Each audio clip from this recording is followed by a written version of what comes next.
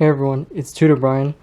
I got a review of a new product I just purchased. It's Black Friday 2016, and this is from Dick's Sporting Goods. It's called the Pro HR 500 Half Rack. It's basically just a squat rack with plate storage capabilities and also pull-up bar capabilities. This is what it should look like when it's assembled. Has the safety spotter arms, J-hooks, and it has the capacity to mesh with a bench if you buy your own bench, and you can slide it in and put the bench in between the rack. And this is what it looks like in the packaging that it comes straight out of the store. It's definitely very large and heavy, so it's probably a two-person carrying deal. They had two employees at the store had to bring this into my car, and I was able to get it out by myself okay.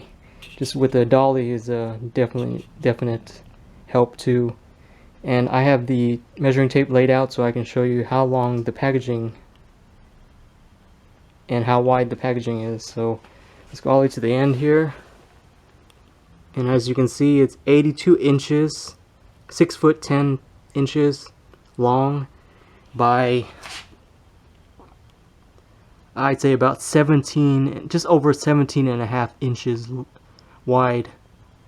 So those are the dimensions. Definitely need enough storage space in your vehicle, maybe a truck or van, something along those lines, to carry this from the store to wherever you're bringing the product. Here is the company name, Fitness Gear. Again, from Dick's Sporting Goods. This is Black Friday, and the price was $249.99, a discount of $100. Normally it is $349.99, and if you include the tax, it's around $270 to purchase this half rack.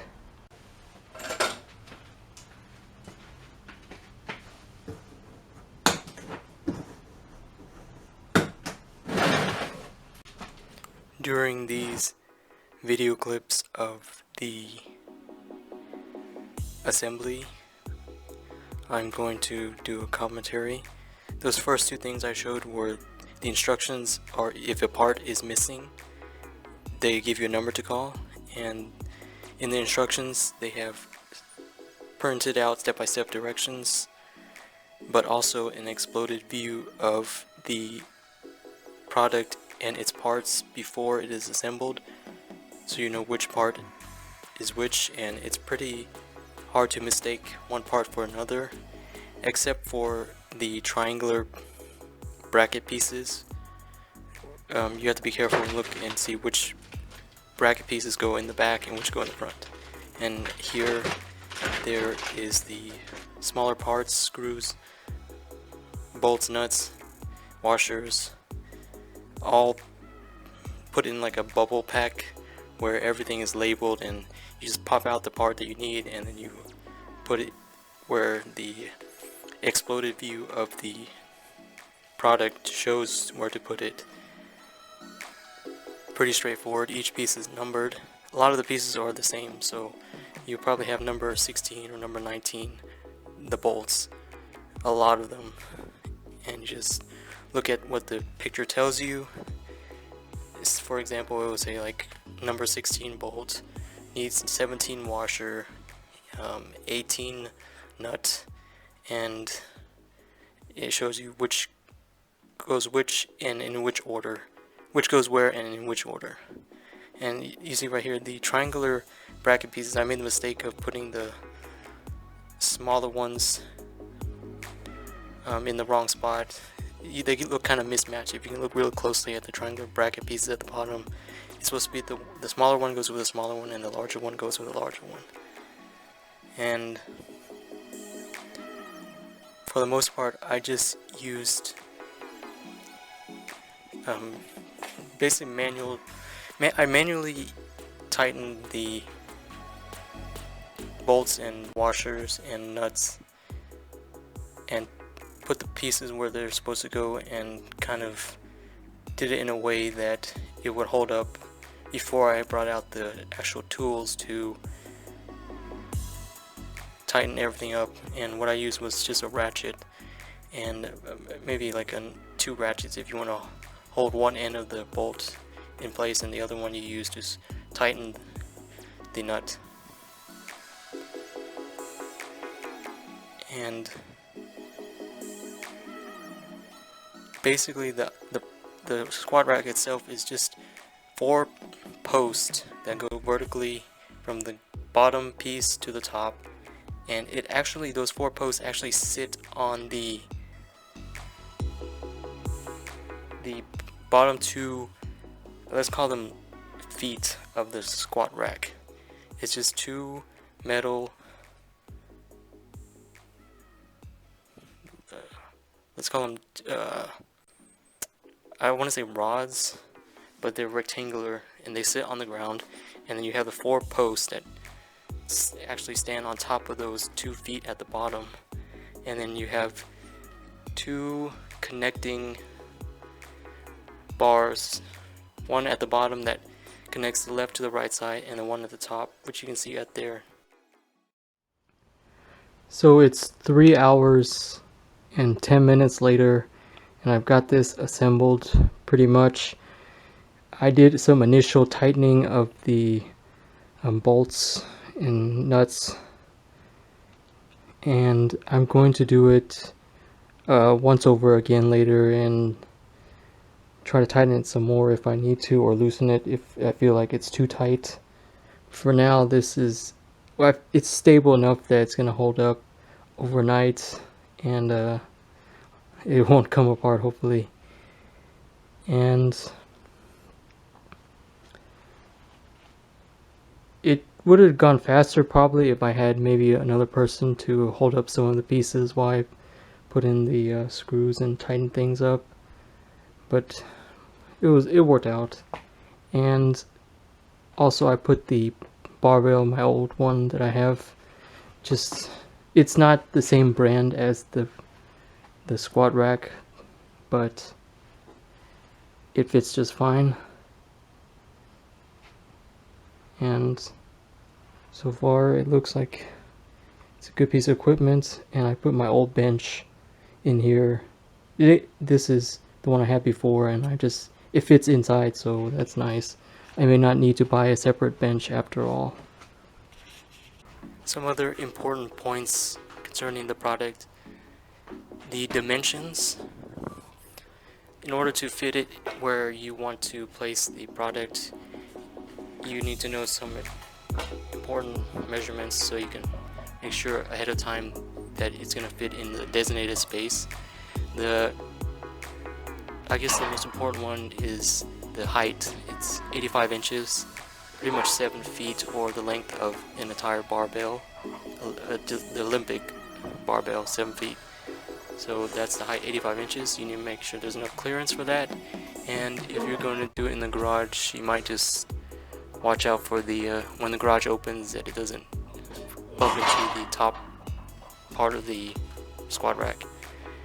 And the width of the product, it's anywhere from 50 to 51 inches, kind of depending on where you measure it. If you measure it from the 2 legs at the bottom, from one end, the far end of the first leg to the far end of the second leg, or from the safety bar to the safety bar, or from the J-hook to the J-hook, it's anywhere between 50 to 51 inches. And you have to also add in the length of the post where you can hang your weights on. So those little posts that project outward are 8.5 inches each, so a total of 17 extra inches added to the 50 to 51 inches from one post on the squat rack to the other post on the squat rack. So let's say that's about anywhere from 67, possibly 68 inches in total width from left to right for the entire squat rack, including the place to hang the weights. And the last dimension, I'm just going to call it from the back of the squat rack to the front of the squat rack. And that dimension is also around 50 to 51 inches from back to front. One of the concerns with the product I had going in is whether or not the barbell I already owned and had purchased before the squat rack itself would actually fit on the J-hooks, and what the measurement between one J-hook to the other is right around 48 inches, and the measurement between my barbells, where the collars are, so we're not counting the part of the barbell where you load the plates. I'm talking about from one end of the collar, so as far as you could, grip on the bar without actually bumping into the place where the plates are stored on the bar, is like around 51 to 52 inches from one collar of the barbell to the other.